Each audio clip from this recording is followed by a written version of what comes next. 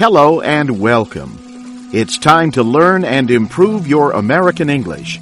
I'm Jim Tedder in Washington. Today, we hear the story of a young man who risked his life when he flew outside of a jet airplane. Then, the World Health Organization reports that the air we breathe is becoming more polluted every day. What can be done about this unhealthful situation? You give us 10 minutes, and we'll give you the answer.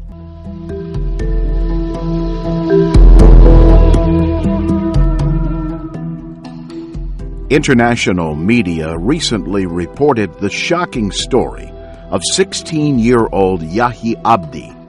The Somali-American teenager survived in the wheel area of a jet while it flew from California to Hawaii. But for Somalis, the story is an example of the issues facing families who fled conflict in Somalia. It shows how many refugees are struggling to deal with change as they get settled in their new home. Yahi Abdi spent 5 hours hidden inside the wheel well of an airplane. The jet rose to more than 11,000 meters as it flew high above the Pacific Ocean. Medical experts say the teenager was lucky to survive the severe cold and low levels of oxygen. One of the questions that rose after the incident was why Yahi Abdi would risk his life. Both his father and mother said extreme homesickness could have been the reason. Law enforcement officials say the teenager had argued with his father's family in California.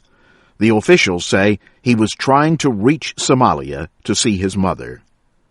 Abdinur Sheikh Mohammed is an educational specialist with Ohio State University.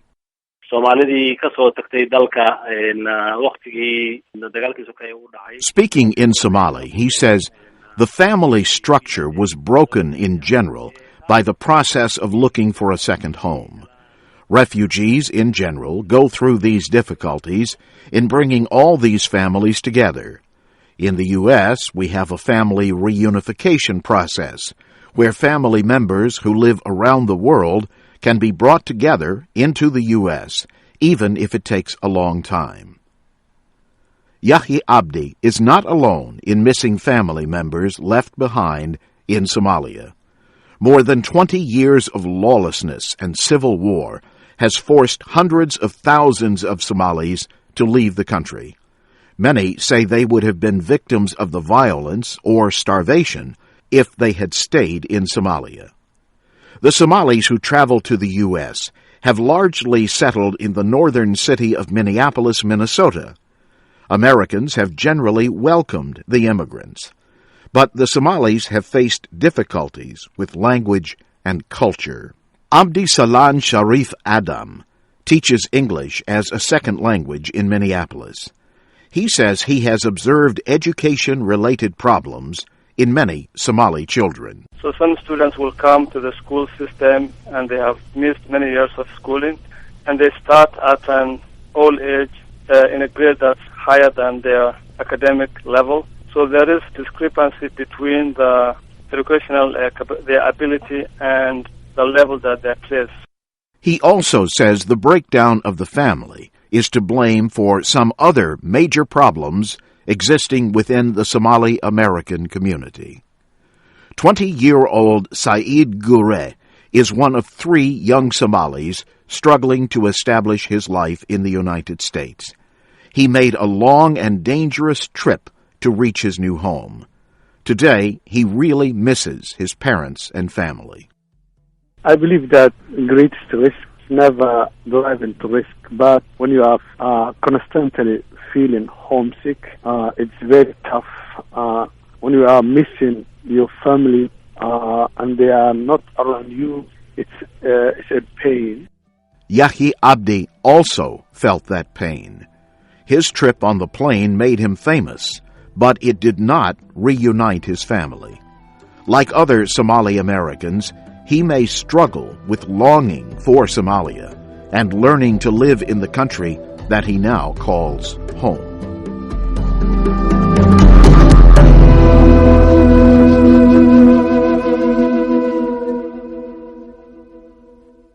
The World Health Organization says air pollution is getting worse in many cities around the world. WHO officials say the worsening conditions are putting the health of millions of people at risk. Christopher Cruz tells us more. The latest warning comes after the largest study ever done on air pollution levels in cities. The survey involved 1,600 cities across 91 countries. It showed that people in these urban areas are breathing in dirty air. Maria Nira is head of the Public Health and Environment Department at the WHO. The situation we have in front of us tells us that globally, unfortunately, the situation on air pollution is deteriorating, with an exception on high-income countries where the situation is, as expected, improving. But this represents only 12% of the population living in cities. The World Health Organization estimates that in 2012, 3.7 million people under age 60 died earlier than expected because of outdoor air pollution. The WHO says nearly 90% of these deaths happened in low and middle-income countries. The greatest number took place in Southeast Asian and Western Pacific nations. Health officials say bad air increases the risk of death from heart disease and stroke. It also raises the risk of death from cancers and breathing disorders. The study identified a number of possible reasons for the increased air pollution.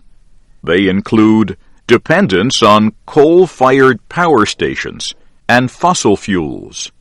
The study also blamed dependence on cars, wasteful use of energy in buildings, and the use of wood and animal waste for cooking and heating. WHO official Carlos Dora says, unlike with water or waste management, it is not possible to create technology to capture and treat bad air. But he says cities can take other steps. Cities have many policies that they do have control over, which is buildings, especially energy efficient buildings, transportation, land use, that do have a very major impact on air quality and public health. The study finds some cities are improving air quality through different policy measures. For example, city officials could ban the use of coal for space heating in buildings. Clean fuel could be used to produce electricity, and motor vehicle engines could be improved. The survey notes that Copenhagen, Denmark, and Bogota, Colombia, have reduced air pollution levels through what is called active transport. That includes increasing urban public transportation and urging people to walk or ride bicycles instead of driving. I'm Christopher Cruz.